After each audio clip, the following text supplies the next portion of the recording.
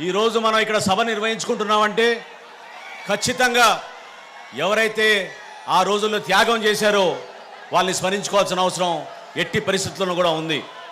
32 కుటుంబాలు ఆ రోజు నష్టపోయారు.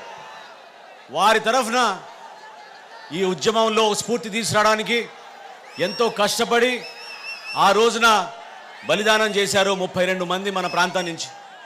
ఎవరి కోసం చేశారు? మన భావితరాల కోసం చేశారు.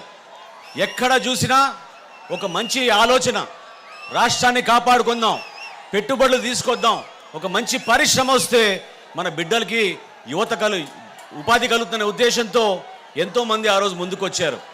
64 గ్రామాల నుంచి సుమారు 20,000 ఎకరాలు ఈ ప్రాంతంలో ఉన్న మహనీయులు పెద్దలు మంచి మనసుతోటి మరి ఈ స్టీల్ ప్లాంట్ స్థాపించడానికి కోసం ముందుకొచ్చారు.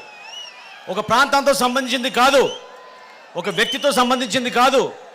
తాడికొండ శాసనసభ్యుడు ఆ రోజున గుంటూరు జిల్లా నుంచి అమృతరావు గారు వచ్చి ఇక్కడ దీక్ష చేపట్టారు.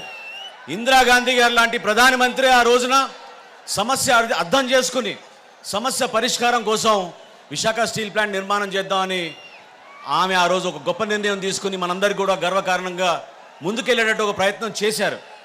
ఈరోజు మీ అందరికీ కూడా జనసేన పార్టీ తరఫు నుంచి ఒక నిండు మనసుతోటి ధైర్యం నింపడానికి పవన్ కళ్యాణ్ గారు ఈరోజు వచ్చారు. ఇంత దూరం ఒకే ఒక ఆలోచనతోటి, ఒక పోరాటం అనేది చిత్తశుద్ధితో ఉండాలి, నిజాయితీతో ఉండాలి.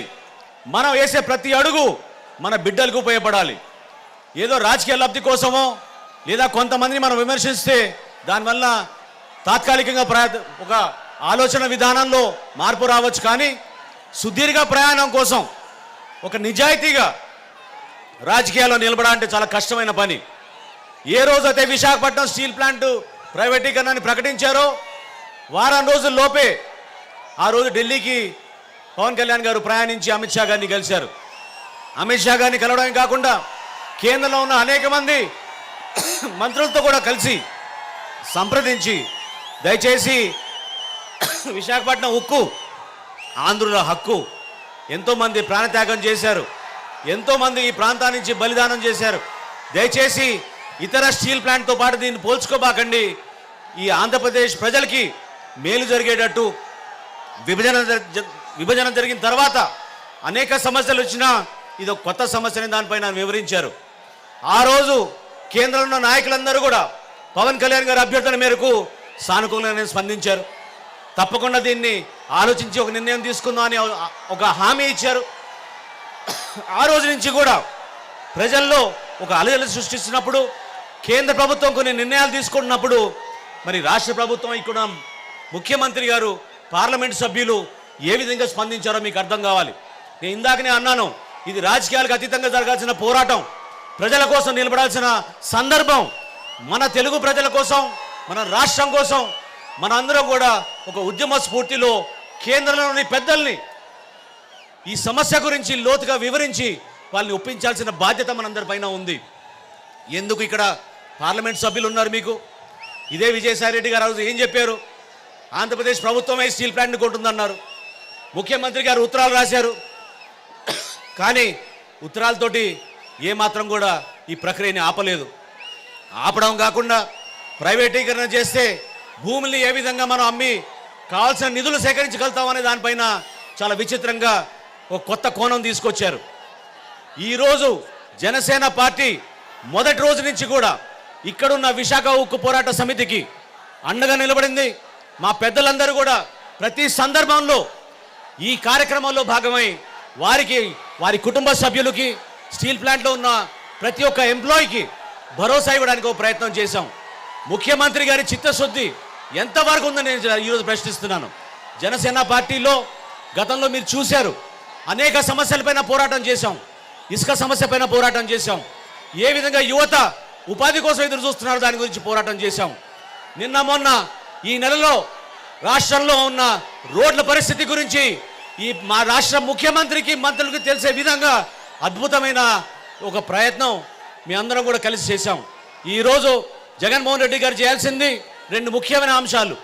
మొదటిది ఏంటంటే ఆయన నిజాయితీగా స్టీల్ ప్లాంట్ పరిరక్షణ కోసం పోరాడాలి, ముందుకు రావాలి. దేనికి వెనుకాడుతున్నారు? ఇంత భారీ మెజార్టీ ఉంది మీకు. 22 పార్లమెంట్ సభ్యులు ఉన్నారు, 151 శాసనసభ్యులు ఉన్నారు. కానీ ఎందుకు మీరు వెనకాడుతున్నారని ఖచ్చితంగా రాజకీయంగా నేను ఈరోజు ప్రశ్నిస్తున్నాను. నిలబడండి.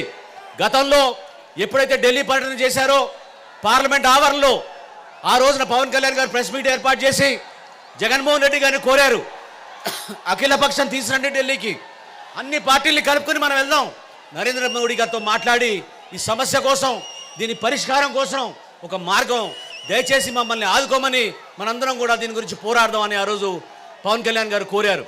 ఎందుకు ముఖ్యమంత్రి గారు స్పందించడం లేదు?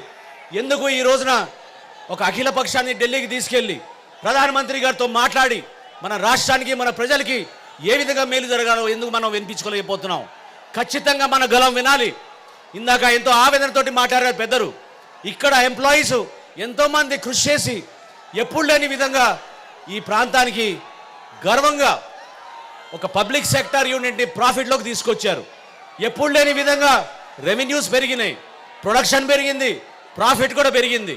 ఇటువంటి తరుణంలో ఏ కారణం వల్ల కేంద్ర ప్రభుత్వం ఇటువంటి నిర్ణయం తీసుకుంటుందో కొంచెం బాధ కలిగిస్తుంది. దాన్ని మనందరం కూడా నిండు మనసుతోటి నిలబడి పోరాటం చేయాల్సిన అవసరం ఖచ్చితంగా ఉంది.